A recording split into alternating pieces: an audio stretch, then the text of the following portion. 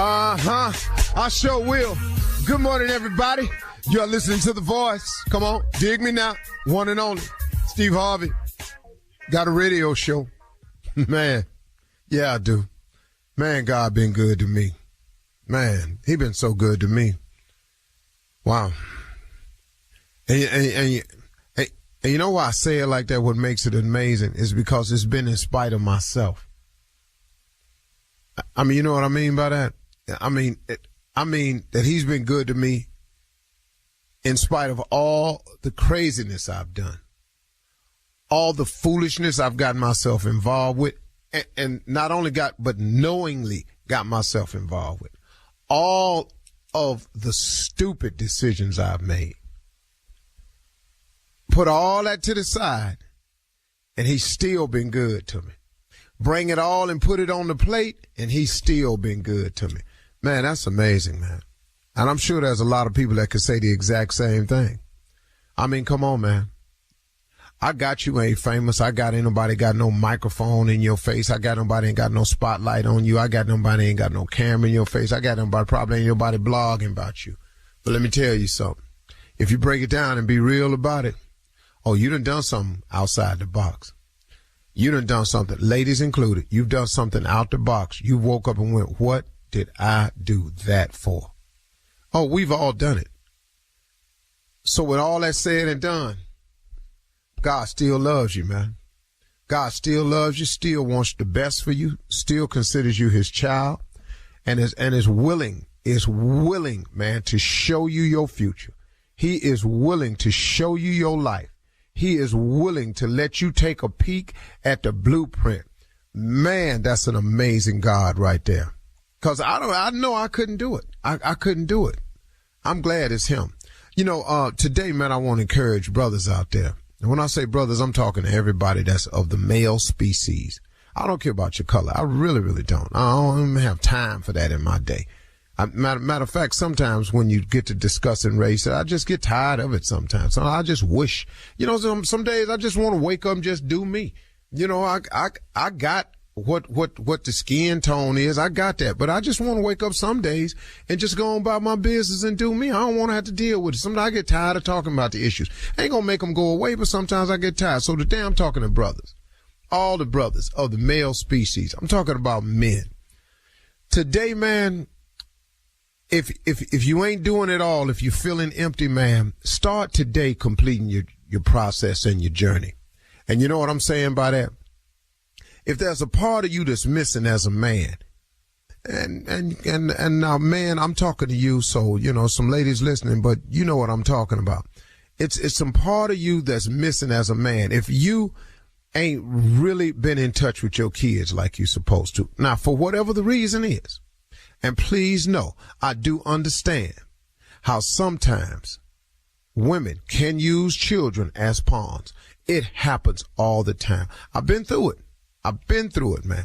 I know what it feels like, man, to want to do something, but because you ain't got this or you ain't doing this, then I ain't going to let you have this. You got to fight through, fellas. You got to fight through. You got to fulfill your end of the deal. And I got how difficult they making it. I got how, man, it's going to come with some drama, but you got to fight through it. Because, man, we need fathers to be fathers. That's really what we need. If you're a man out there and you are a father of a child, we need you to do your job. I'm talking about our community, our situation, us as a people, all of us. We need you to be a father. Period.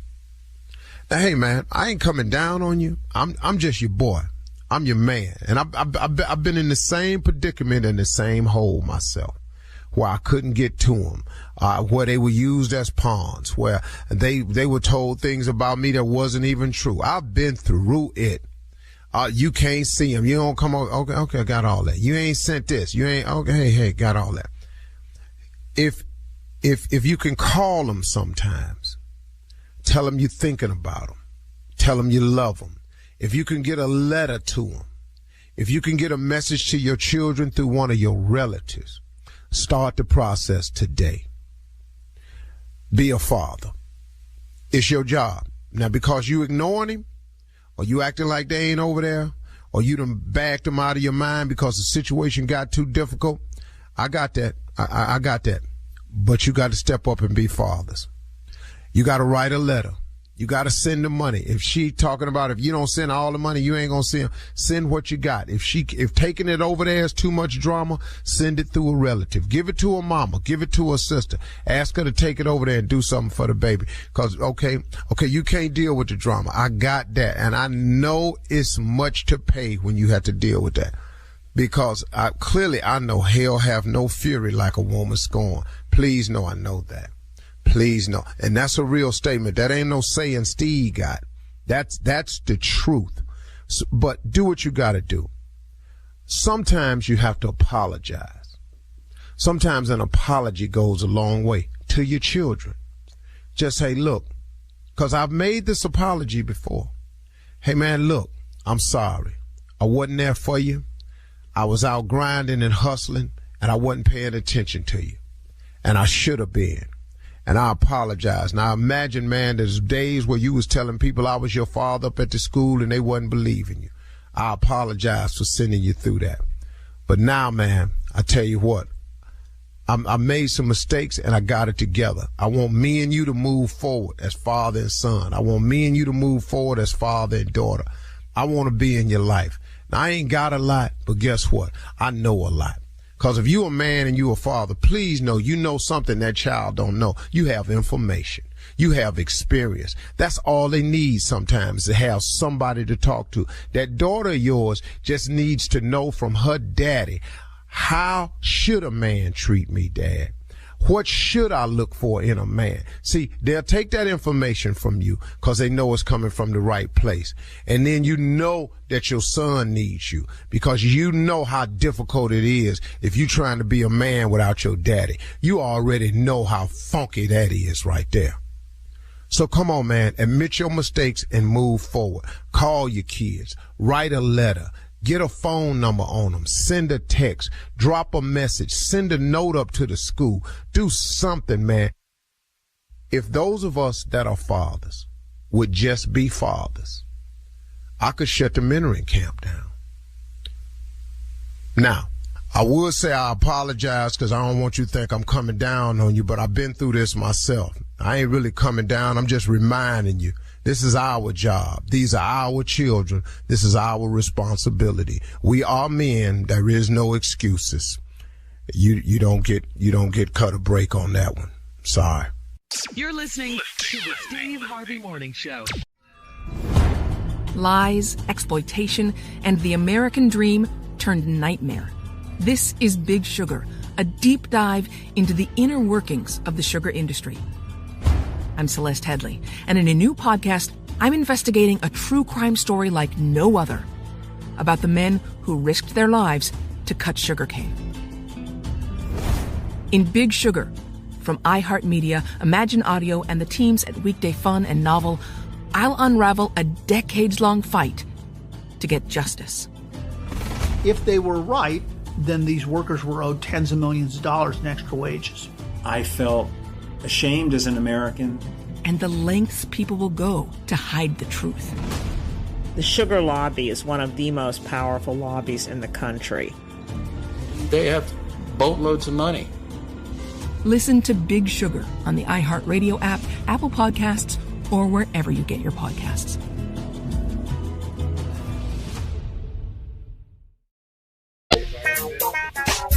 Ladies and gentlemen, let me clear my throat. Hey. Anyway.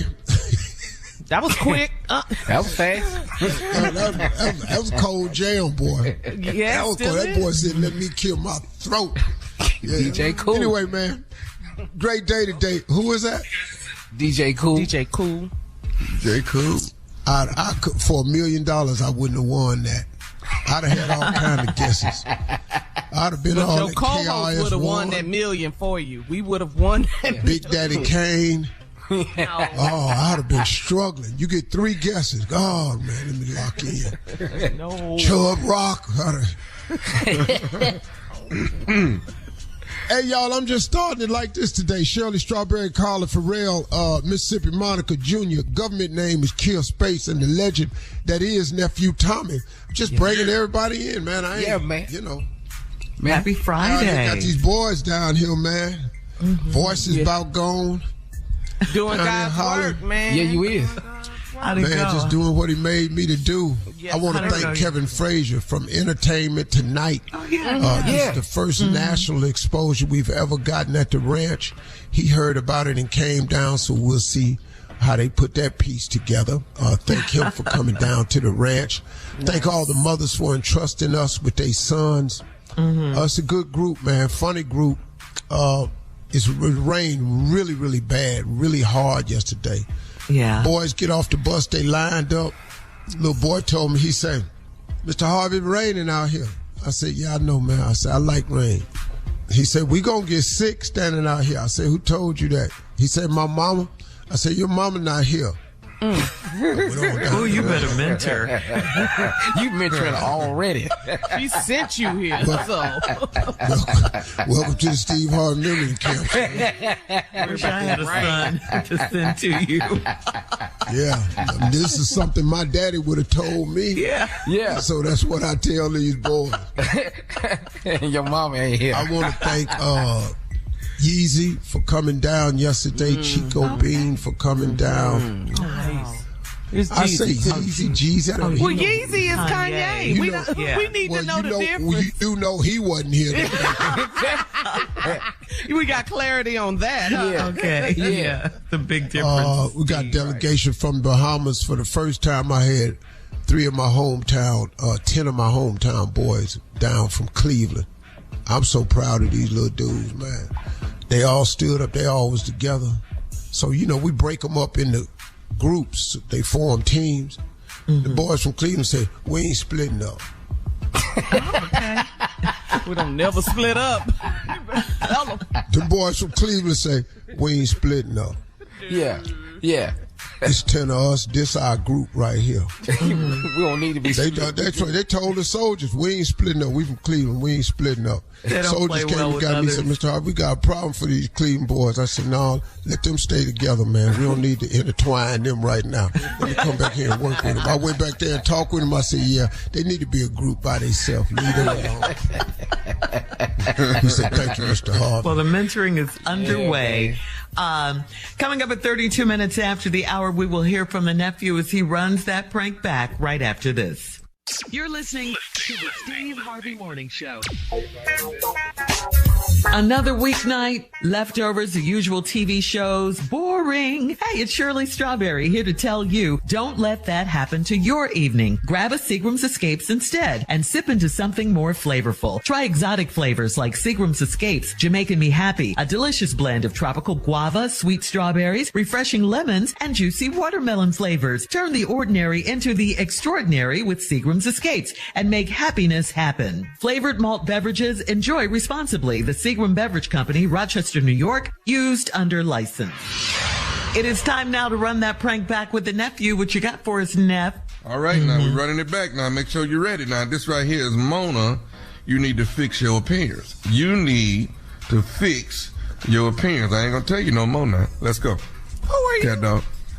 Hey. And there's some people on this show. I'm gonna let y'all know who need to fix their appearances. Start with yourself. Not today. Be careful. Be very careful. The statement you just made, Tommy. Yeah, man. You say that to me and Junior. I said, okay, hold up, dog. Mona, you need to fix your appearance. Cat dog, if you would. I'm only talking to Mona, not you guys. Hello. Hello, I'm trying to reach a Mona, please. This is her. Hi, how you doing? My name is James over with the corporation. I'm with the corporate wardrobe. You've been with the company for about 8 years now. Am I correct, Mona? Yes, sir. Okay. You're correct. Like I said, I'm from corporate wardrobe. Wanted to kind of give you a call. There's been some conversation about it, but wanted to give you a call about your appearance in the office. Okay. Okay. Now, your appearance seems to be pretty much intact as far as your clothing is concerned. So it has nothing to do with that. Okay. Now, first of all, what are my appearance have to do with your corporation?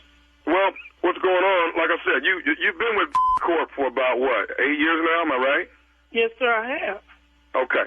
And but you calling me, telling me something about my appearance. Right, so I right. just need to What I wanted to talk to you about is that what some of the workers in the office are having a problem with, and what we want to do is get you an actual doctor's appointment, because we want to see about helping you get a breast reduction. Oh, what? A breast reduction?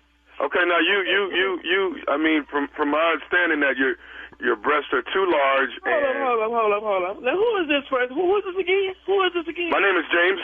Like I said, I'm with Corporate Wardrobe, and I'm calling you actually pretty much from Human Resources of Corporation. Okay, now if you ain't calling him about something else concerning what we do here, instead of you calling me, telling me something about giving me a breast reduction, what you need to do is try to dig up some more because what I'm doing up in here, I'm going to wear them. They was on here, and I'm going to wear them. They came out, I wear them for them. Mona, all we want to do is we want to get you a doctor's appointment so we can help you get your breasts reduced, so you'll feel a lot more comfortable, and the people in the office will be a lot more comfortable. Okay? Man, I'm not. You ain't finna do a thing. You ain't finna come in and tell me some. But what y'all gonna do to me? What you talking about? I've been with this business for almost 8 years, and I ain't never had no problem with nobody telling me something about my breast. So what you need to do is find out who's going around here making these rumors.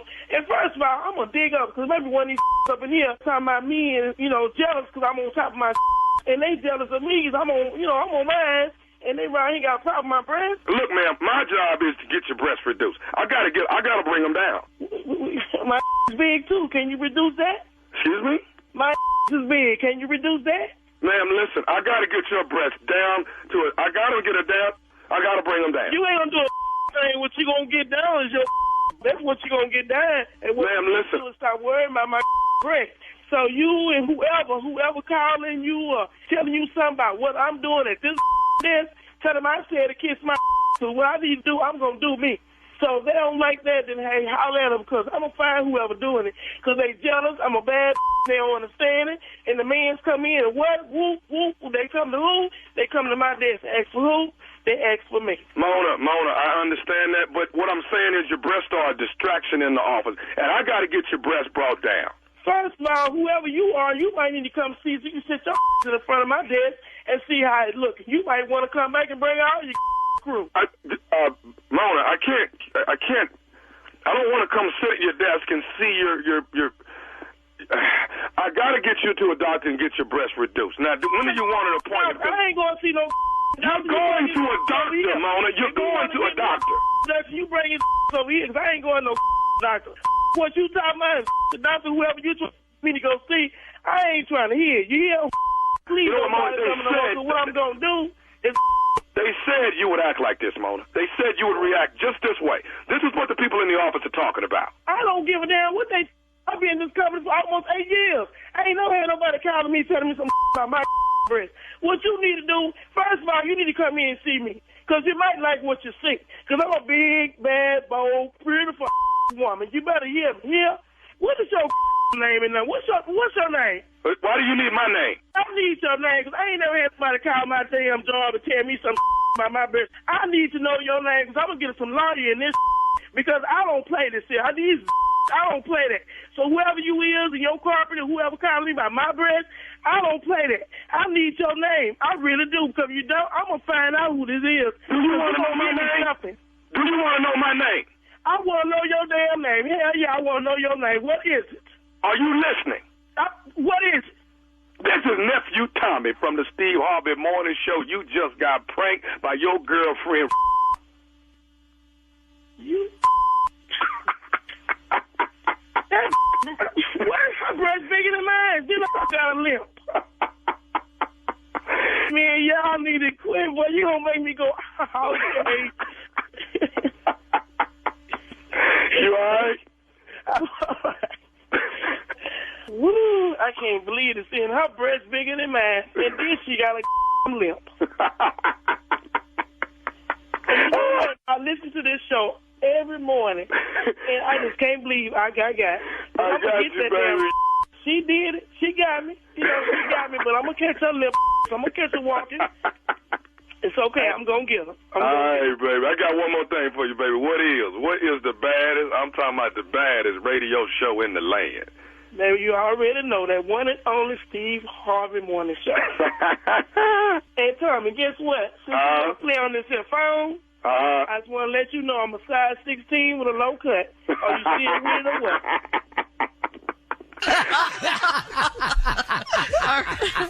Coming up next, Ask the CLO with... You're listening to the Steve Harvey Morning Show. Coming up at the top of the hour in entertainment news, Shannon Sharpe and Skip Bayless have an emotional farewell on Sharpe's last day on the air. Drake wins close to $1 million, sorry, Kier, on the Denver Nuggets championship game. Sorry about that, Junior. And D. Wade explains his wife Gabrielle Union's 50-50 split comment about their finances. We'll talk about all of these stories coming up at the top of the hour, but right now it is time to ask the CLO, our Chief Love Officer, Steve Harvey. This one's from Kiana in Baltimore, CLO. Kiana writes, I'm in a fairly new relationship and we just spent our first night together. He was very gassy all night, and he didn't apologize or excuse himself to go do it elsewhere. I told him it's rude, and he said he should be able to be comfortable around me. I'm a newbie at dating, so is this common in relationships? No. No.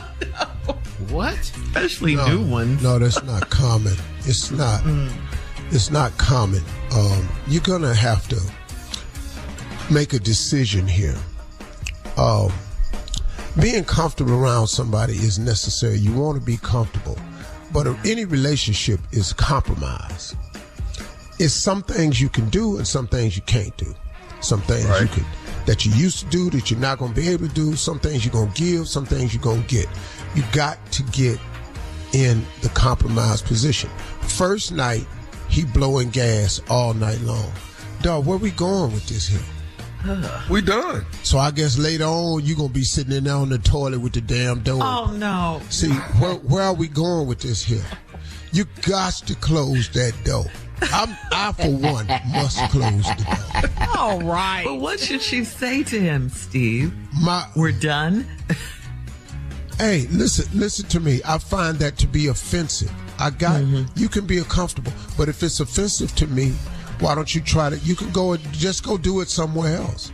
Yeah. And then if he don't want to do that, you got to understand, if a person's unwilling to compromise, it ain't gonna stop at blowing gas now. Okay, all right. They're not gonna make it. You can write that down. That's gonna carry over into several things. Yeah, they're not. This is just. I know, I'm not. They're not gonna make it. Especially some girls sitting up in here. You just in here blowing gas. We gonna break up. They're not going to make it. Because what you can't do is be fine and funky. That does not go together, does it? No. Can't do both. No. All right, moving on to Tab in Charleston. Tab wrote, I wrote to you last year, Uncle Steve, for help with my cheating husband. I did something stupid by trying to beat him at his own game, and I got caught in the act. Now I really need help. We both were wrong, so what gives him the right to be mad? Well, the same right they gave you to be mad. You got mad when you caught him cheating, so you thought you'd pay him back by cheating on him. Now he done busted you being cheating. Now he mad. You see, y'all, where is it that you don't understand why he mad? He mad because you cheated on him. But he cheated on me first. Well, two wrongs don't make a right. You've heard that 100 times, right? And now you're starting to understand exactly why that is. So now, what y'all need now is some damn type of counseling if y'all gonna stay together. But if every time we get mad at each other, we're gonna go sleep with somebody else, you finna have a whole lot of affairs. Ooh, fix it, Jesus. Cause that can't be your pill, your fixed pill. Right. That can't be the pill you take when y'all mad. I'm gonna sleep with somebody. Cause if that's it right there, Lord have mercy. How you think this marriage gonna work? Yeah. All right. Moving on to Josie in Fayetteville. Josie says, my husband has a 12-year-old daughter from a previous marriage. And when she's at our house, she's on FaceTime with her mother all the time. We never know if we're being recorded or not. I think the mom puts her up to it, but my husband doesn't want to address it. Should we take the phone from her? Well, I don't know that you take the phone, but I think you're going to have a talk, because we're asking you to come over here so we can spend time with you and so we can get to know you and we can have some family time and everything. And I think the mother should say, unless the little girl is totally uncomfortable and her mother is her security blanket, or the mother is saying, tell me what they're doing, tell me what's going on over there. It's one of the two things. Because most 12-year-olds kind of want to get out, but they're going from one parent's house to the other. So I'm thinking, this is my guess, it's one of two things. She's either really uncomfortable over at your house and is using the mom as a security blanket. Mom, how you doing? I wish I was home. Well, what color is the couch in there, baby? What kind of linens is on the bed? That's most likely what it is. Mama is taking advantage of this. Yeah. But you better know that mama is taking full advantage of that. Yes. You don't like the cooking? How she making them beans? How's her beans? What she have in there? Open the pot. He gonna leave me. That's too much. So it's probably a lot of that going on. She's not over it then. Yeah. Okay. Probably a lot going on. Well, them women. So should she take the phone from her? That's what Josie wants. No. Do you understand a 12-year-old? They walk around, especially little girls, they walk around with them phones 24/7. What'd you Should say? she take the phone from her? Should she take the phone from her? That's what the wife is asking. No, I don't think you should take the phone, because I think you need to find out the cause of the problem. The problem is she's on her phone, FaceTiming her mama the whole time. I think you need to address the why that is first. Taking the phone is only going to build resentment. So if the little girl is uncomfortable over there, then that's going to be more discomfort. So My I don't mama think you said, should "I'm take not the phone. supposed I to think like you should you." sit down and have a meeting. Yeah. I'm not going to call you mama. My mama told me not to. All right. Moving on, last one, Steve, to DeMarcus in Camden. I've heard everything. I've heard everything in my life. I had a little boy tell me one time, you ain't my daddy. I said, okay, well, where is he then? That's cool. What? I might not be your daddy, but where is he? Because right now I'm here and I'm helping. I'm buying groceries and stuff, helping your mama with the rent and all this here. She got a new car sitting on the driveway. And you ain't my daddy, okay? Well, where is his punk ass at? Because I don't see anybody in here. You've heard it all, Steve. Yeah. All right. Yeah. Last one, DeMarcus in Camden writes, I moved in with my 30-year-old girlfriend, and she won't tell her father that we live together. She's lived her entire life afraid of him. Should I talk to her dad or keep hiding? You can't interfere with that relationship. That relationship is a 30-year relationship. She probably already knows that her father would not approve of her living with a guy, and that guy is you. Now, you going to step up and talk to him, and what? What you finna say? Don't call daddy. Don't go over there to that man's house. He gonna get his ass whooped. So what did you calling me after the fact for? Thank you, CLO. That thumbnail of hatred I had for you has grown. Coming up next, entertainment news right after this. You're listening to the Steve Harvey Morning Show. Hi, I'm Yvonne So, and I'm a full-time stay-at-home mom of 3 school-age boys. Moms are the backbone of our society and the stars of my podcast, Cashing Our Trillions. Cashing Our Trillions spotlights moms, how we sustain this $1.5 trillion economy of unpaid female work, and the social and structural changes needed to prioritize us. This season, my guests include Mom's First founder, Reshma Shojani. We have to finish the fight for moms. Springboard to Opportunities founding CEO Aisha Yandara. Really have been changing the way that we talk about poverty in this country. And Michigan State Senator Mallory McMorrow. We need to set up a system where there can be more moms in office. We'll discuss all things mom, from Web3 and the metaverse to co-housing, politically activating suburban moms, and de-stressing with CBD. Search for Cashing Our Trillions on the iHeartRadio app or wherever you get your podcasts. Lies, exploitation, and the American dream turned nightmare. This is Big Sugar, a deep dive into the inner workings of the sugar industry. I'm Celeste Headley, and in a new podcast, I'm investigating a true crime story like no other about the men who risked their lives to cut sugarcane. In Big Sugar, from iHeartMedia, Imagine Audio, and the teams at Weekday Fun and Novel, I'll unravel a decades-long fight to get justice. If they were right, then these workers were owed tens of millions of dollars in extra wages. I felt ashamed as an American. And the lengths people will go to hide the truth. The sugar lobby is one of the most powerful lobbies in the country. They have boatloads of money. Listen to Big Sugar on the iHeartRadio app, Apple Podcasts, or wherever you get your podcasts.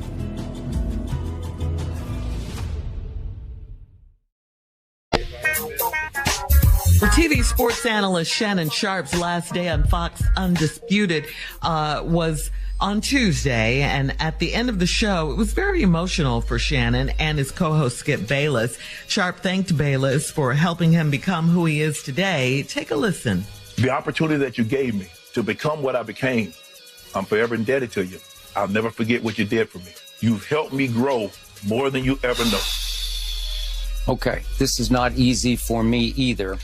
But one more thing before you go, Skip. Okay. One more thing. All I ask is when you lay your head on that pill at night, you know I gave you everything I had. You did. I gave you everything I had. Which is why I want to thank you for all you have given to me. Okay, wow. I don't understand. Then why is he leaving? It's just a bittersweet. Bigger and better things, or what? Bigger, better things. Well, wow. you know, it's just in television. There's always some behind-the-scenes business that people are unaware of. Okay. Shannon, being the brilliant person that he is not going to share that with the general public. Okay.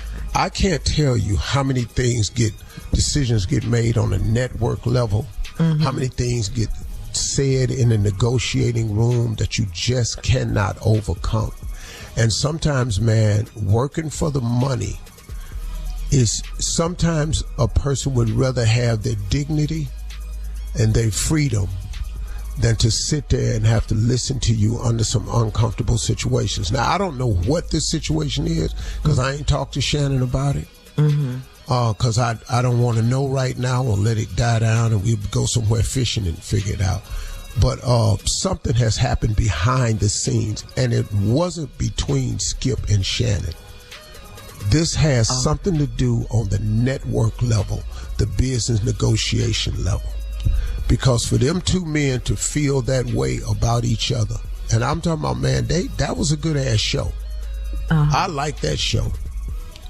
A great show. They had great camaraderie, man. They got into it. They got mad at each other, and they kept doing their work. So I don't know what it is, but you better believe it's some behind-the-scenes network-level negotiating. This got something to do with money. It's got something to do with money and something to do with pride. Mm-hmm. Okay. So. All right, well, I guess we'll find out, like you say, Steve, later on. But check this out, Junior. The Nuggets won big, and guess what? So did Drake. Drake bet on the Nuggets to secure their first NBA championship, and when Denver won, he took home $830,000. $830,000 in cash earnings. Now, on June 1st, Drake posted on Instagram that he placed 2 bets on the Nuggets. On the first bet, he risked $1 million on the Nuggets to win the series outright. The second bet, he put up $250,000 on the Nuggets to win the series in 5 games. So Denver and Drake won big on this year's championship game. Sorry, Junior. Yeah, well, Junior just eating chicken nuggets. That's all he doing. I put up $250 on the Heat. That's what I did. You bet on Miami. Yeah, $250 though. Not with Drake playing. No, I ain't got that type of money. I ain't doing that. A lot of less zeros, huh? Yeah. Now, if I would won, I told y'all, but I ain't win, so don't even talk about it. I know. Moving on. Yeah, please. All right. See, y'all always talking about Drake's wins. Y'all don't never discuss Drake's losses. We don't know when about you're them. a gambling man. Well, when you're a gambling man at that level, there's some huge losses. Okay. Y'all just don't know about that. But that's all people hear the wins and go, man, I'm going to bet. Okay, well, when you lose now, and he has lost. Okay. Yeah, I never hear but about he make a losses. whole lot of money. Yeah. A whole lot of records. All right, finally. He can take all them losses. Yeah. Yes. Yeah, he can. Right, Steve, right. He sure can. I lose $2 million on a bet. I got to go sit down somewhere and rethink my decision-making process. Yeah, all over again. All right, so Dwayne Wade is... The biggest question is going to be the F wrong with you. That's the biggest question. Like that? Yourself All right, let's get to this story about Dwayne Wade, who's attempting now to clear up the confusion surrounding his wife's claims that they split their finances 50-50. On a podcast interview, D. Wade detailed how the 50-50 issue started back when they started living together in Miami. He said, quote, I said something about it being my house that I paid for. My wife looked at me and said, you will never say that to me again when it's something that we share. So when we moved to LA, my wife said, I got half on it. You will never say my house again. You can say that in the arena. He also explained that she takes care of her family, her parents, siblings, and others with her finances, and he takes care of his children, his parents, and his siblings with his finances. So here's the question, Tommy. You already said it. You don't care. But why do we care how millionaire couples spend their money? I don't know why. I don't know why we care. People were really the Wades can do whatever the Wades want to do. I don't care. The Wades. I don't care what's going on in the Wade household. I don't care. Why are you picking on this? Why? No.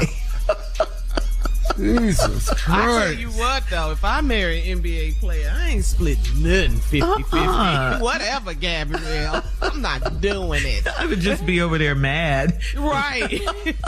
Let me just tell y'all what ain't going to ever happen. What's that, Steve? Here's something that will never happen. Okay. You will never hear Steve and Marjorie explaining their finances to no damn man. I don't care what y'all think. It ain't your damn business. That's right. And ain't nothing over that here part. 50-50. Hello.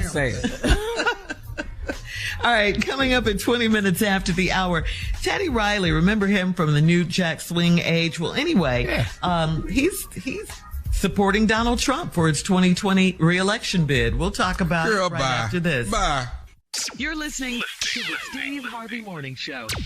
Teddy Riley has voiced his support for Donald Trump after Trump's second indictment and arraignment. Trump proclaimed his innocence in an Instagram post late last week, and Teddy Riley jumped in the comments to support Trump with lots of muscle emojis. One commenter who was shocked by Teddy Riley's exuberance for Trump asked, seriously, Teddy, you really on here agreeing with this dude? Riley made it clear that he is in full support of Trump's re-election because Trump pardoned his older brother from serving a double life sentence in prison. Okay, that's why. You wondering why? That's why. According to an interview with the Shade Room, Teddy Riley believes that Trump can do something amazing for us because he did it for Africa while he was in office. He said that everyone has their own beliefs, and this is solely what he believes. So there you go. Gotcha. What did Donald Trump do for Africa? What did Donald Trump do for Africa? He didn't mention it. Except saying that Africa and Haiti was an S nation. S-holes. S-hole nation. S whatever. So, I don't know. Look, Teddy can do what he want to do, but y'all, stop being upset with people who had one vote. Yeah. Teddy got one vote. Now, if his brother got pardoned, I can understand his appreciation for Donald Trump. I can understand. You got to ride with him on that. I mean, you can't be. Right. He pardoned my brother. He all right with me. Okay, cool. I ain't mad at that. Right. Matter of fact, I ain't mad at Teddy at all. I understand him supporting the dude right now. But that's Teddy. It's just Teddy. He just one vote. But Teddy, he ain't out there campaigning. Yeah. Now let me tell you something. Donald Trump is in trouble. You can tweet all you want. It's the biggest hypocrisy, the misuse of power in our judicial system. No, that's what y'all been doing since we got here. So welcome to the treatment that most people have to relegate themselves to. I'm in full support of Donald Trump getting indicted. Getting a grand jury. I'm just welcome. Welcome, because I'm telling you right now, if any one of you listening had done any of this stuff this man has done, your ass would be locked up and in prison. I'm telling you that right now. That's espionage. You take them documents, and what y'all don't know, all these Hannity and all them people, y'all don't even know what them documents is that he got. That's what's the crazy part. And he selected the documents he wanted to put in his house. It's a national security issue. It's got some incredible information on there. And he's so stupid. You had him in the bathroom. He's so stupid. Did you see him in the bathroom, Steve? In the shower. Did you hear the by the recording? shower curtain? What are you doing? By the curtain. What are you doing? I expected it to look a little better than that. Issue. That's what this is. All right. Coming up next, it's Friday. So you know, the man is here. We're talking about Roscoe Wallace in the building right after this. You're listening to the Steve Harvey Morning Show.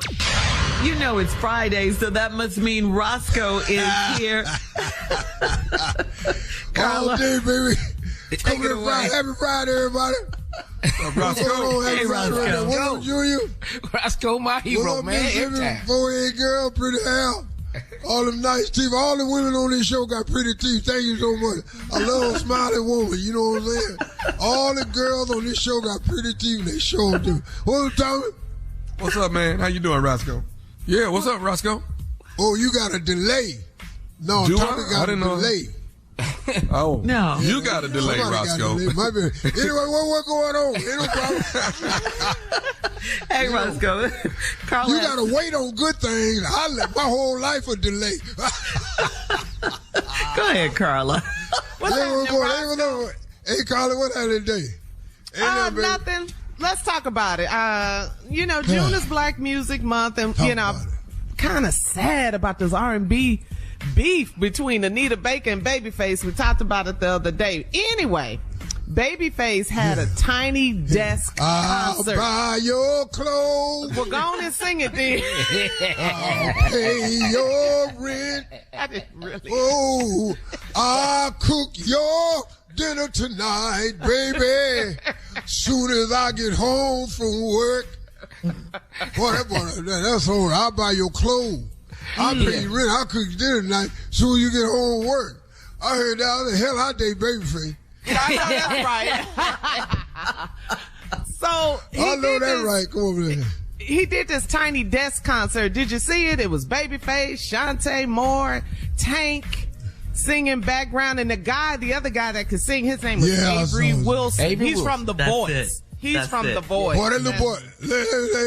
Hey, let me tell you something. That little boy with that red hair. Yeah. Yeah. Boy, that little boy can sing right here. Yeah. I ain't really care for who? Say we come to the end of the road. So you singing Boys to Men? Yeah. Because I wanted to talk about. No, but that's what they sang on the. Yes. Well, that's what they sang on the itty bitty desk, though. They sang that on the itty bitty desk concert. You know that show they got on TV where they all be sitting around the little itty bitty desk. They sit up in there, and that was the song they sang. And I ain't like it, cause Boys to Men do it the right way. They ain't do that song no just there. Babyface, Tank, Shantae Moore, and then dude we didn't know. The dude we didn't know got out sang all the ass. Avery Wilson. So Roscoe, that little Avery Wilson is, that little red-haired boy. Yeah, he can sing. So if you had to do an itty-bitty desk concert, sing the first 3 songs you would perform at your itty-bitty desk concert. Come on. Oh, man. The first 3? Yeah, first 3 songs. Or anyone I want to pick? Anyone, your choice. Let me see what I had to do. You want a little Stevie? I want you. Ooh. Okay. The right way. I want you. Say, but I want you to want me too. Oh, won't you get back, baby? When I get down with you. Oh, darling, I want you the right way. I want you, but I want you to want me too. Change the whole melody. Make it your own, Roscoe. Marvin Gaye, boy. Cool. All right, come on, Roscoe. Itty Bitty Desk Concert Series. What you got? Second song. Give me an artist. Charlie Wilson. You can't keep running in and out of my life. 'Cause don't you know that I like having you around in my life? Oh, baby. Prank phone call coming up next. My heart is yearning for your love. Oh, Roscoe. You're listening to the Steve Harvey Morning Show. Coming up at about 4 minutes after the hour, it's my strawberry letter for today, and the subject is, my husband has done everything except leave. Okay. We'll find out why. Baby. That's up to you. Coming up in a few. Right. Because right now it is time for the nephew in today's prank phone call. Nephew. Well, I'm always, at this time, I'm always promoting whatever whatever comedy show I got coming up. That's normally where I do it right here. But I think on this day, I want to say happy anniversary to my beautiful, lovely wife. 22 years. Come on, man. Of being married to my crazy behind. I want to say, girl, you my ride or die, my rock, my ship, my whole 9 yards, girl. Woo! Happy anniversary. I tell her all the time, I got to die first because I can't live without you. I'm telling you right now. I can't. And last year I damn near did. Oh, thank you, Jesus. I'm still here. What in the world? I know, this is crazy, but happy anniversary, though. Happy anniversary, Tommy and Jackie. Yeah. 22 years, girl. That's awesome. Look at God. Amazing. Amazing. Oh, my God. I do not take it for granted. I do not take it for granted. This right here, though, this for my baby. This right here is Wet Robe. Wet Robe. We're going to the church now. We're going down there to the church. Nice little old, little old wet robe. I mean, y'all don't think that's sexy? Wet robes. Out of all the pranks, that's the one you picked today? Man. That's the one. I mean, your anniversary. That's the one. I mean, that's how I want when I get to the house. I'd like for her to be in a wet robe. Let's go, cat dog. To it. Hello? Hello, I'm trying to reach Miss Sister Tanya. Sister Tanya. This she. Who's this? Hi, Sister Tanya. This is Brian. I'm representing the youth, and of course, we're already having the fundraiser on Saturday, and I would like to know, are you going to be available to come out on Saturday? Because we got pretty much most of the choir. You're in the choir, correct? Yeah. I never heard of anything about anything on Saturday, though. Well, we got most of the choir members coming out on Saturday, and we'd like to know if you're going to be available on Saturday to come out and participate in the fundraiser for the children that's going on their vacation next year. Oh, you said all the other choir members? I never heard anything from the other. Yeah, all of the choir members. We probably have about 95% of the choir members coming out. Yeah, I'm free on Saturday. Okay, now we're doing from 5 to 7 on Saturday. So are you available 5 p.m. to 7 p.m.? It's only 2 hours. Yeah, what'd you say your name was? Brian. I'm sorry. They call me Brian. They call me B.A. I'm sorry. Oh, okay. Did I meet you at the church? I just joined about 3 weeks ago, and they've already given me an assignment. So I majored in marketing in school. So they're trying to get me to take care of the children and their vacation that's coming up. So we put together some things, a great fundraiser. And, the choir members have been very receptive. You were the last one for me to call, and I wanted to make sure you were on board with us. Oh, okay. Yeah, I just never heard about this. So, but Right. Now, are you able to bring your choir robe on Saturday? Yeah, we singing a song. What song did you need us to sing? Did you tell the pastor about this? No. You guys are not actually going to be singing a song. What it is that we're having and I'm so glad that you're ready to participate in what we're doing. So I want to first of all say thank you. First and foremost, I want to say thank you. Okay. All right. So what is it all right, that we and all of the choir members. I'm sorry. What is it that we need the robes for? I can bring my robe. The robes. What's going to happen is you guys aren't singing a song, but we're having a wet robe contest. A what now? A wet robe contest. You talking about like a wet T-shirt contest type of thing? Well, it's not a T-shirt. It's a robe. So you don't have a T-shirt on. What we need you to do is we need you to come. No, not in the church. You talking about the whole choir that they're going to do a wet robe contest? You said a wet robe contest? I heard of a wet T-shirt contest. That's not the same thing, though, right?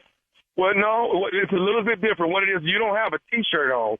You actually have your choir robe on, and you don't have anything underneath it. You don't wear any clothes underneath it. What we do is we're going to wet all of the ladies. Listen to me. We're going to wet all of the ladies down.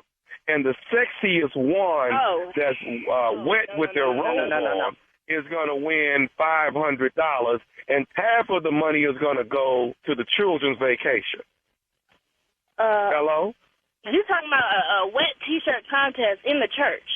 No, I'm talking about a wet robe contest at the church. Oh no, I'm not gonna get in there and be naked under a robe. It's gonna be out. It's gonna be out. You talking about being naked under a robe? We need you to be completely naked under your robe, and we're gonna wet everybody down with a water hose. And the finest one is going to be able to win $500, and $250 of that, half of that money is gonna go to the children's vacation. Hold on. What did you say your name was again?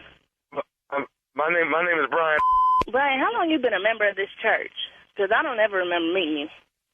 Okay, I've been a member for about 3 weeks now. Like I said, since I majored in marketing, they actually threw me into. No way, after 3 weeks, that they gonna put you in charge of something.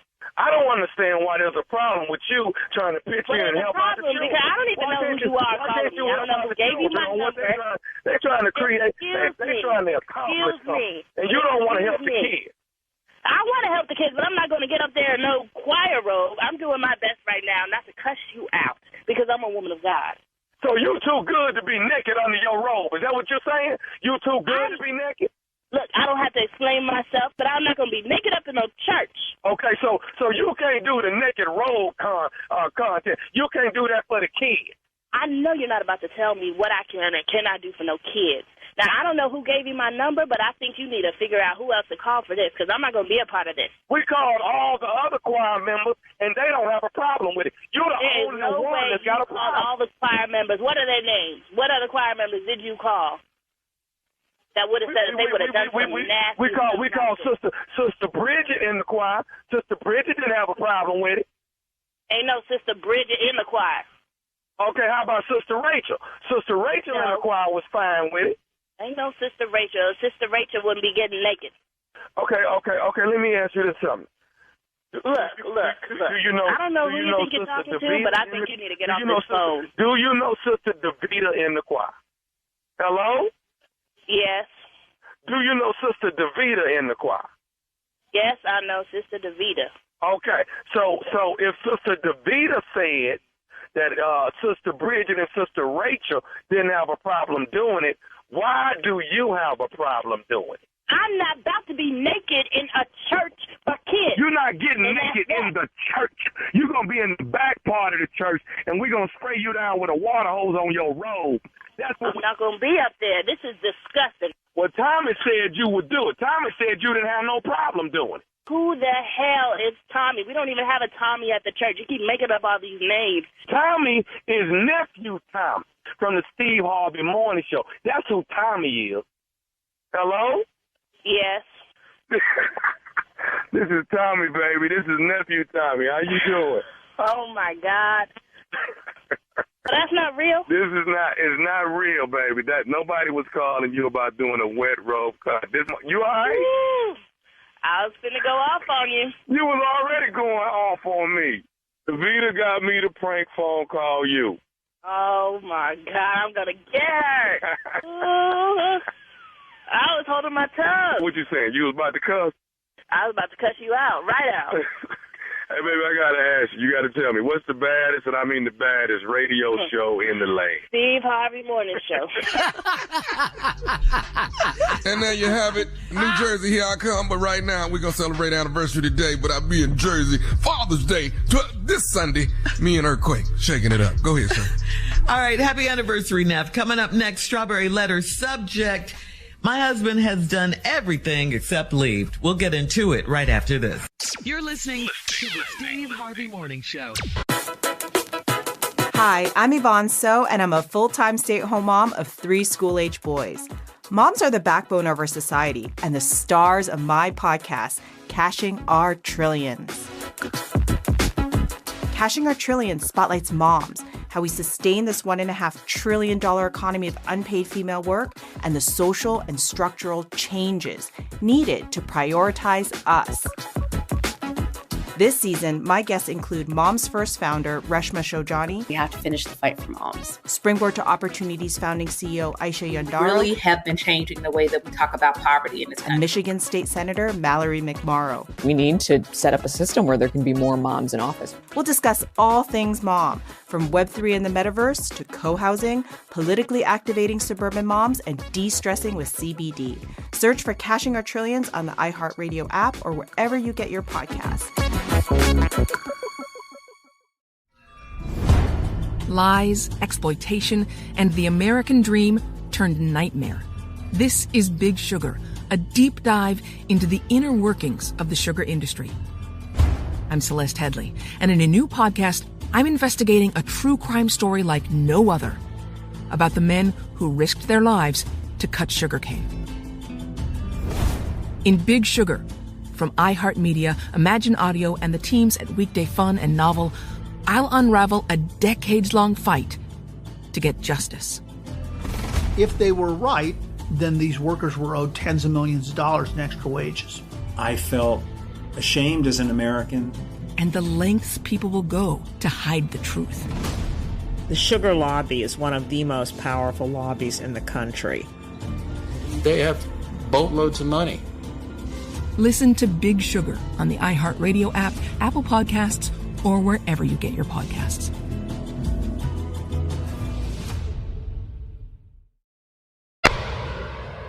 It is time now for today's Strawberry Letter. If you need advice on relationships, work, sex, parenting, and more, please submit your Strawberry Letter to SteveHarveyFM.com and click Submit Strawberry Letter. We could be reading your letter live on the air, just like we're going to read this one right here, right now. And you never know, this one right here could be yours. Yeah, I would say buckle up and hold on tight, but that's stupid. That's what he say. We about to read this letter now, all right? Pay attention. That's the intro. On, all right. Thank you, Steve. Wow. New intro to the Strawberry Letter. Pay attention. We don't need Tommy or Junior with that. Wow. Subject, my husband has done everything except leave. Dear Steve and Shirley, I'm 57 years old and I've been married for far too long. My husband and I used to fuss and fight, and then I got wise and stopped entertaining his mess. I got a boyfriend so I could relieve some stress, and he helped me to mentally get over my troublesome marriage. I have asked my husband for a divorce for years and he won't go anywhere. I told him him I had a boyfriend, and I showed him pictures of us together. He said that I was going through some things, and he was going to give me time and space to heal. I started to think that he was a little loony since he won't go away. Then I did the unthinkable. When my husband was out of town, I had my boyfriend over to the house, and my best girlfriend came by. We had some drinks and ended up in a threesome. We have security cameras in the house, but I wasn't thinking about it at the time. My husband called, but I ignored his calls. I felt bad the next day when he confronted me about it, but not bad enough. My boyfriend alone. Just when I thought my husband didn't care anymore, he printed photos of me and my boyfriend in my marital bed sleeping. He mailed them out to most of our family members. Some of them were shocked, but most of them already knew I was cheating. My husband wanted it to hurt me, and I was embarrassed a bit, but still not enough to want this marriage. What will I have to do to get rid of my husband? Why is he wanting to stay with me after my unfaithfulness? My boyfriend is scared of him. Should I be concerned about his mental health? I think you should be concerned about his mental health, but I don't think you should be concerned in the way you think. You should be concerned that he's crazy like a fox at this point. I think he's just waiting until he gets good and ready to divorce you. He wants you, he wants you to be there for all of this. He's probably been doing his own thing, just like you've been doing your own thing for a long time. The question is, why are you waiting on him to end this marriage? If you want to leave. If you want to divorce him. I mean, this is a horrible marriage anyway. You're cheating all over the place. I can't believe you had another man in your marital bed. I just cannot believe that. You sound like the one with the with the mental problems. Do you know that you risk your life and your boyfriend's life every time you bring him to your house? I think you're a terrible person for what you're doing, and I think your husband made sure your whole family knows what you're doing. I say stop this, file for divorce so you can put everyone out of their misery. You, your husband, your boyfriend, everybody. I just think you're a mess for doing all of this. Steve? This letter's so doggone ridiculous. Let me start with this. You're not finna do me like this. Okay. Let me just get real clear about this here letter. You're not finna do none of this to me. Not in my damn house. Listen. Crazy. Listen. Before I comment on this letter, I'm going to have to give my response to this letter. I'm finna have to have an out-of-body experience because there's no way I can read this letter as Steve Harvey, the dude I know, and make sense of this. So I'm going to have an out-of-body experience to read the letter. Okay. 57-year-old woman, been married far too long. You and your husband used to fuss and fight. And then you got hip to it and stopped entertaining this mess. Okay. Then right out of nowhere, she pops up and says, I got a boyfriend so I could relieve some stress, and he helped me to mentally get over my troublesome marriage. Oh, I bet it was helpful. Oh, hell yeah. Oh, yeah. I've asked my husband for a divorce, and he won't go anywhere. Here is where the letter starts taking an unbelievable turn. I told my husband I had a boyfriend. I showed my husband some pictures of us together. Let's stop the letter right here.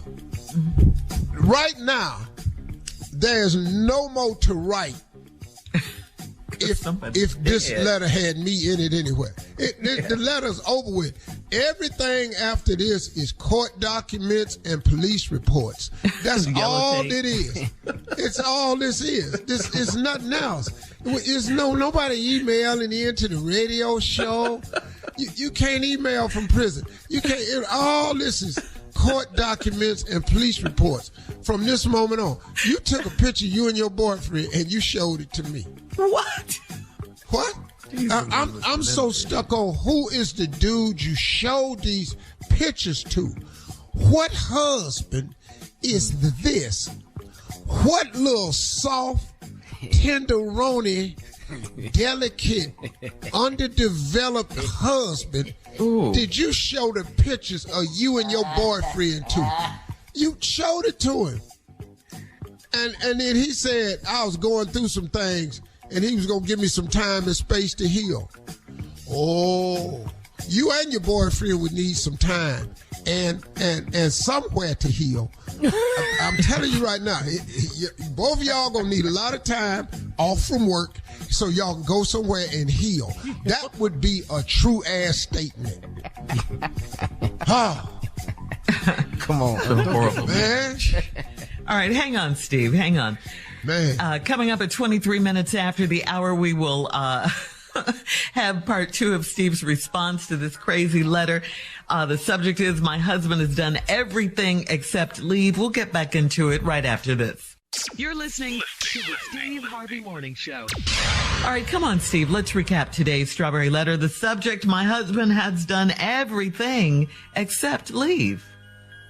Y'all, this crazy letter, this 57-year-old lady, been married to her husband far too long. They've been arguing. She finally got hip to it and said she ain't putting up with his mess no more. So she went out. She got herself a boyfriend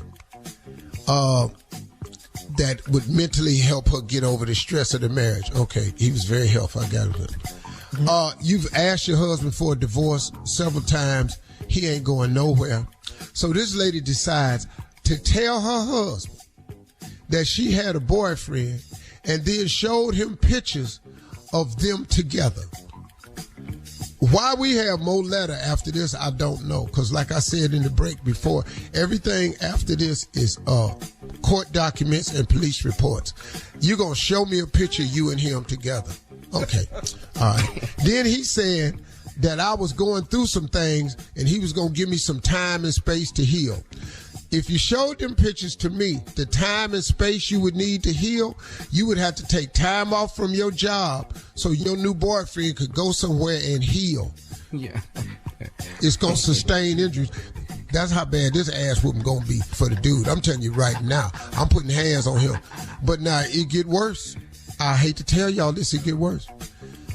I started to think that my husband was a little loony since he won't go away.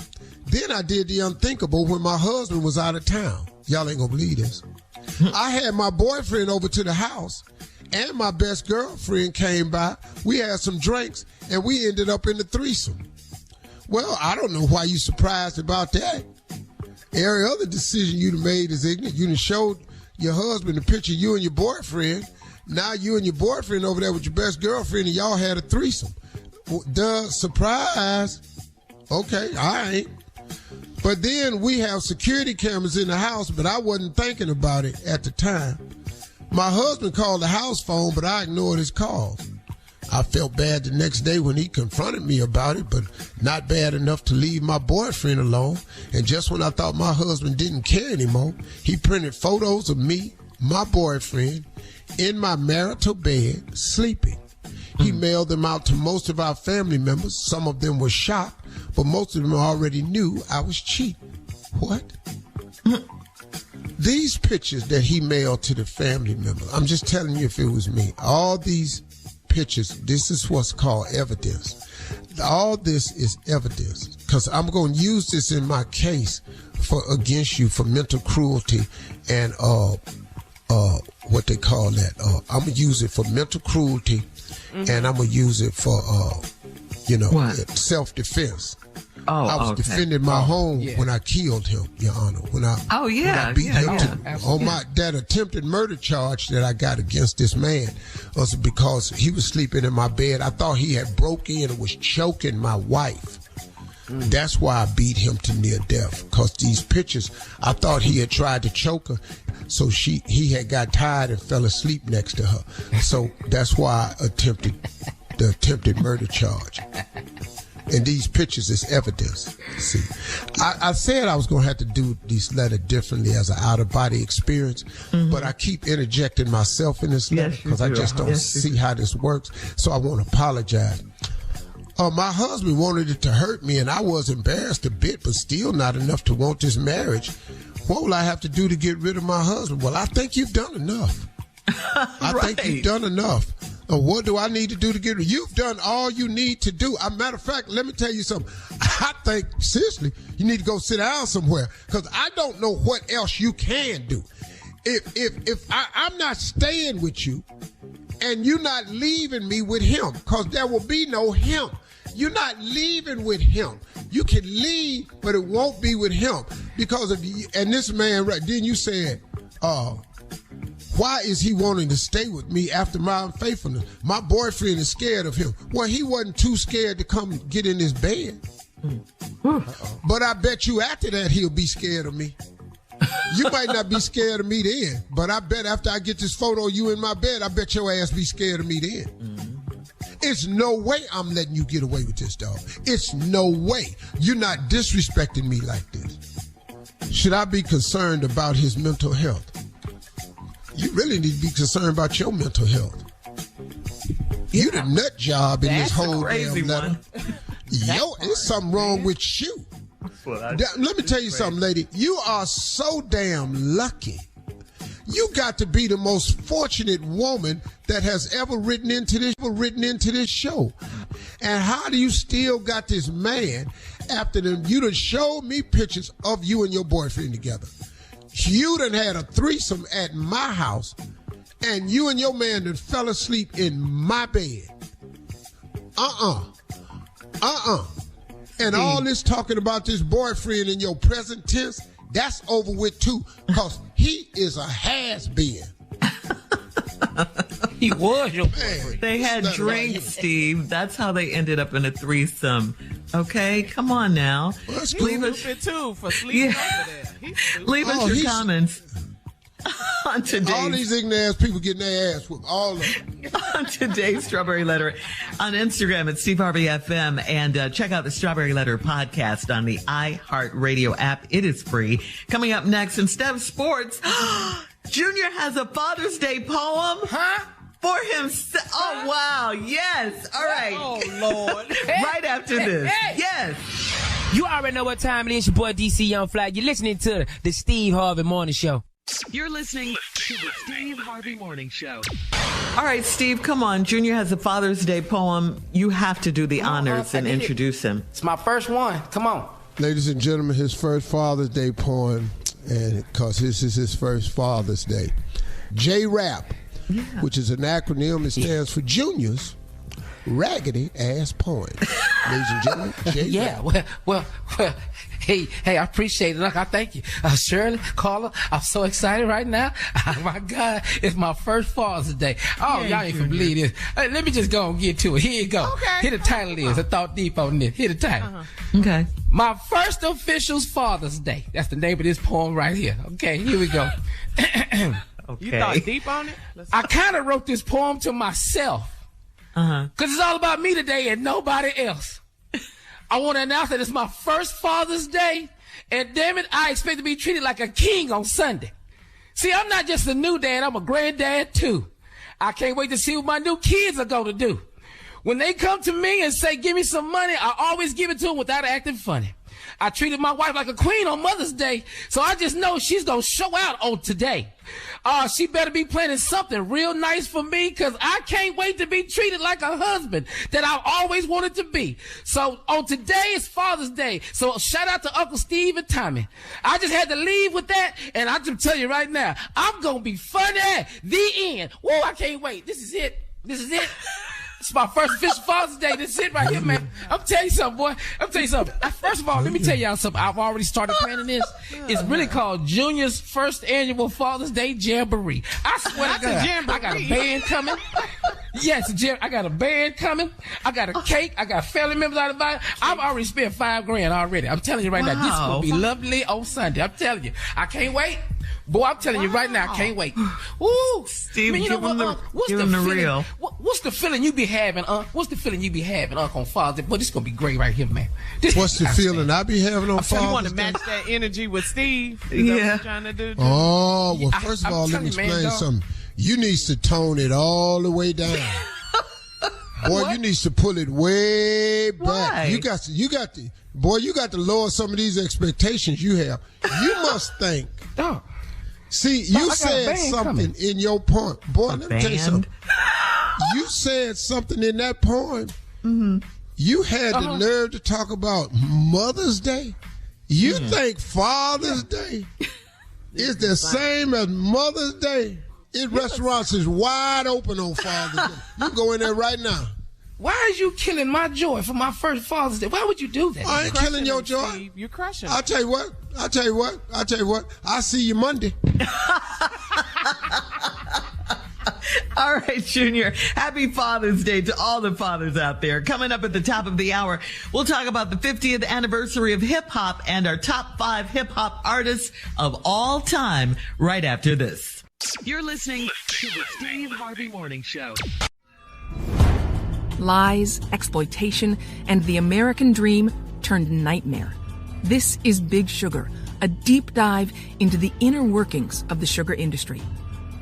I'm Celeste Headley, and in a new podcast, I'm investigating a true crime story like no other about the men who risked their lives to cut sugarcane.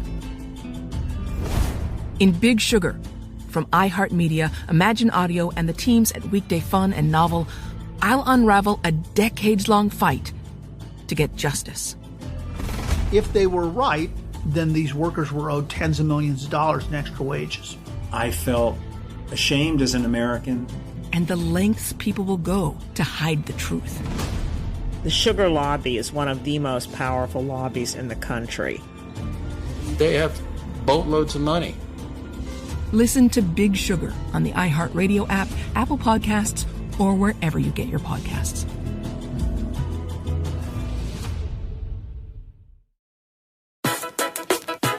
Hi, I'm Yvonne So, and I'm a full-time stay-at-home mom of 3 school-age boys. Moms are the backbone of our society and the stars of my podcast, Cashing Our Trillions.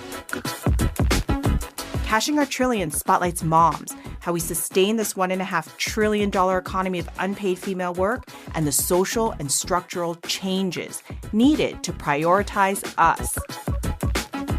This season, my guests include Moms First founder Reshma Shojani. We have to finish the fight for moms. Springboard to Opportunities founding CEO Aisha Yandaro. Really have been changing the way that we talk about poverty in this country. And Michigan State Senator Mallory McMorrow. We need to set up a system where there can be more moms in office. We'll discuss all things mom, from Web3 and the metaverse to co-housing, politically activating suburban moms, and de-stressing with CBD. Search for Cashing Our Trillions on the iHeartRadio app or wherever you get your podcasts. All right, guys, Carla is here with some music news. What you got, Carla? It's the 50th anniversary of hip hop. Absolutely. Okay. So we've been celebrating all year. So I guess what, 1973? You know, just hip hop been around since 73. Yeah, around 73. So it's just like what Biggie said. You never thought hip hop would take it this far. So that's right. East Coast, right? West Coast, Dirty South, Midwest, all around the world. So I'm going to tell you my top hip hop pioneers. So I guess we'll start off my first hip hop song, Sugar Hill Gang. That's the first one I heard. Rapper's Delight, right? Rapper's Delight. Yeah. Right. That was the my ultimate first party song. Mm-hmm. That's it, Shirley. Hibbity hip hop is up. Don't stop. Exactly. Up, jump the boogie to the rhythm of the boogie. Oh, look at you. Okay. I got it. Right there. Yeah. But I had that. I bought that album now. Exactly. From Sound Waves. I bought it from Sound Waves record store. Yep, in Houston, Texas. So from there, though, when you heard that song, then it got real serious. The message. Broken glass everywhere. Man. You know, it was, to me, that was a moment, Melly Mel, that was a moment that hip hop, I guess it was telling real life social issues. It was telling a story for the have-nots. Yeah. And breaking down, you know, what was really going on. So you had this party, Rapper's Delight, then it got serious. So that's, to me, how it all started, this hip-hop thing. And then we're going to go into Run, DMC. That's, for me, number 2. You know, you had your B-Boy Stance Ready, but they were a movement. And I think, for me, Run DMC, the importance of what they were doing, it wasn't just about them rapping. It wasn't just about the MC. They showed how important the DJ was. Yeah, they showed how You see what I'm saying? That's when we got exposed to see and Carl, let me how just the say about DJ Run DMC. was. Do you know they're like one of the first groups to cross over into doing songs with rock stars? Right, Aerosmith. Right, right. All they of were that. doing stuff. Oh, man. Yeah. They were a movement. And then we got to see their videos, on TV and Adidas and what they were wearing. Yeah. So Run DMC. And then we can go back to Tupac. Women love Tupac. And Tupac did what he wanted to do. The poetry, his message, thug life tatted on his chest. I mean, he rapped.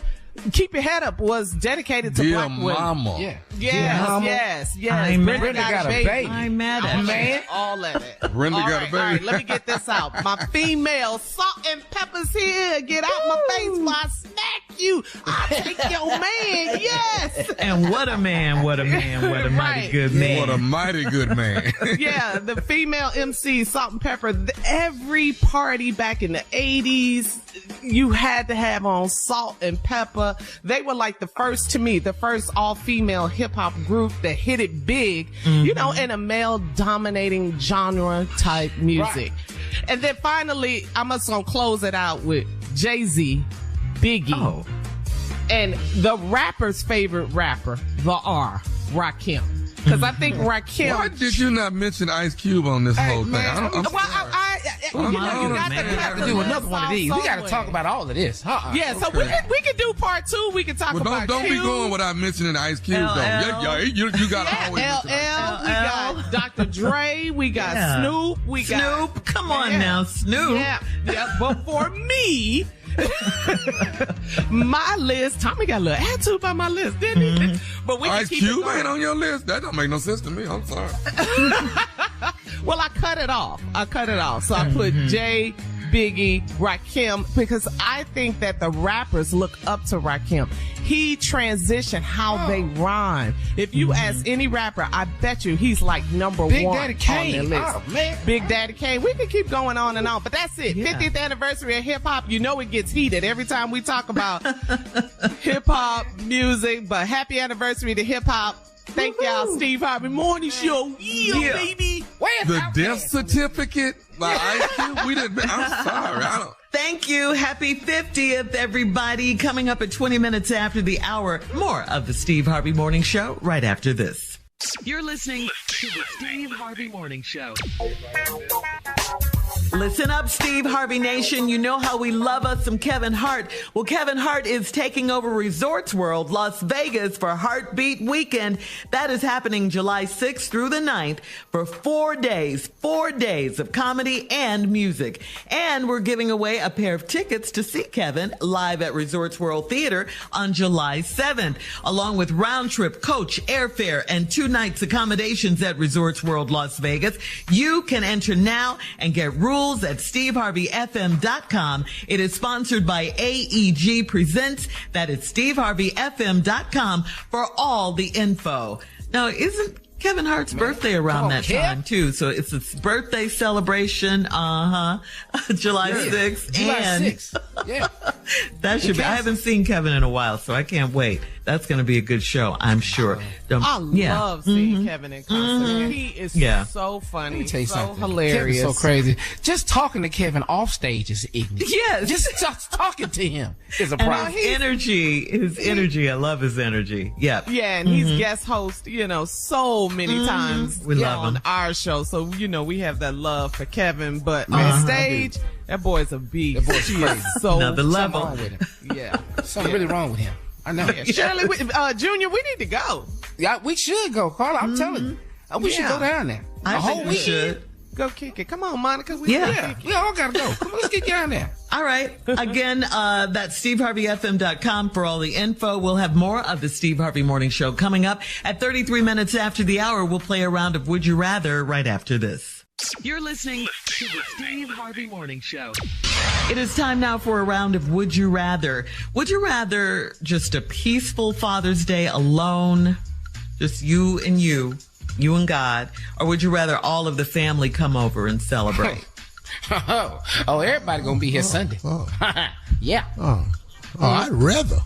I'd rather the whole family come celebrate me. Yeah. But what's gonna happen? It probably ain't gonna happen though. You're a realist. Well, I'll tell you right thing. At Junior's I know my wife will be here. Yeah. Yes. And that's good for you. I tell you who better be here. Them damn sons of mine better be here. That's who better be here. Okay. Because all I done pulled into their ass. All I done pulled into them boys, no. If my sons ain't here, gonna be a real damn problem. Oh, yeah. Well, I think they'll be there. You've got great sons, Steve. Yeah, great sons. 1, 2, 3. That's 4. Okay. That's 5 of y'all. Well, we'll see. Yeah. We'll see. We'll be on TMZ Monday if we ain't. That's 5 of y'all. That's great. That's 5. Now, at Junior's first annual Father's Day Jamboree, it's going to be about 50 of us. Yeah, it's going to be live, man. But that's good. 5 is good. Oh, you think it's going to be a jamboree? A jamboree? I love the name Jamboree. Yeah. What do you mean? Yeah. That's what it is. Are we invited, Junior? Are we invited? Hey, y'all can come by if you got time, but this gonna be jumping. It's my first annual Father's Day. It's gonna be so lovely over here. I got a band and everything. The name of the band is called All the Smoke. Zero off. How many people gonna be there? 50. The name of the band is what, Junior? All the Smoke. Oh, they're gonna be killing it. You want all Get this your boys, boy. I have one all the way out for me. I'm telling you, they gonna come in here, boy. It's gonna be lovely. You can come by if you ain't doing nothing. Since you gonna be by yourself, get on over here. All right, so. No, I ain't gonna be myself, but I already know what's finna happen. You don't. Steve, don't be such a pessimist. Man, all right, it's gonna be good. I don't even know what that is, so don't worry about that. Negative. You're not gonna be it. I ain't see Steve Harvey's Jamboree, but there is a Junior's first ever Father's Day Jamboree. I'm telling you, when you see the pictures. All right. Keeping in the Father's Day theme, would you rather morning sex on Father's Day, or would you rather breakfast in bed on Father's Day? I don't eat breakfast now. In bed. Yeah, I don't eat breakfast now, Shirley. What the hell you talking about? I don't know how to eat in bed. Want no damn breakfast in bed? So what? You want the morning want no sex? Damn breakfast in bed? Oh no! What? No, that's crazy. Somebody sliding eggs to me in bed? Nah, you can't do that. Why are you mad?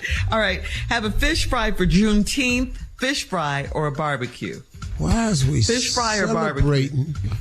Why are we celebrating being free? Because we are. It's a holiday. Well, yeah, and it's a day off. We get fish fry, barbecue. Which one? I'm gonna have both. Coming up, last break of the day, and we'll have some closing remarks from the one and only Steve Harvey right after this. Happy Father's Day, Steve. You're listening to the Steve Harvey Morning Show.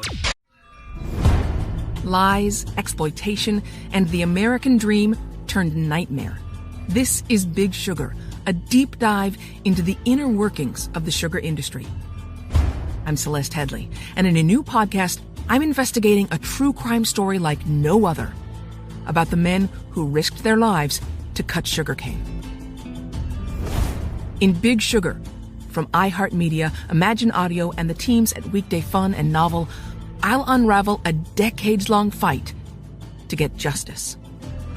If they were right, then these workers were owed tens of millions of dollars in extra wages. I felt ashamed as an American. And the lengths people will go to hide the truth. The sugar lobby is one of the most powerful lobbies in the country. They have boatloads of money. Listen to Big Sugar on the iHeartRadio app, Apple Podcasts, or wherever you get your podcasts.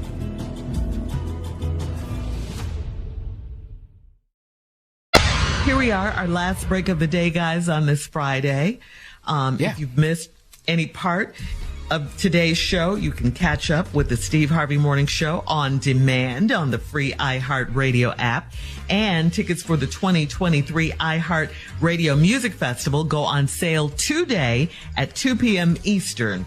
And we got to say happy Father's Day and happy Juneteenth, Steve. That's it. That's it. And man, you can check out the whole show on iHeartRadio app. Get the whole, listen to us from beginning to end. Yeah. The entire show. Yeah. Yay, we're here at 6 every morning, 6 until 10. And 5 to 9 Central. Yes, ma'am. That's right.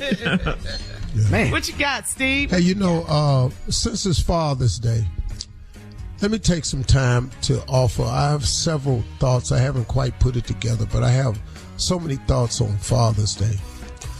First of all, congratulations to all the men out there who perform the duties of being a dad.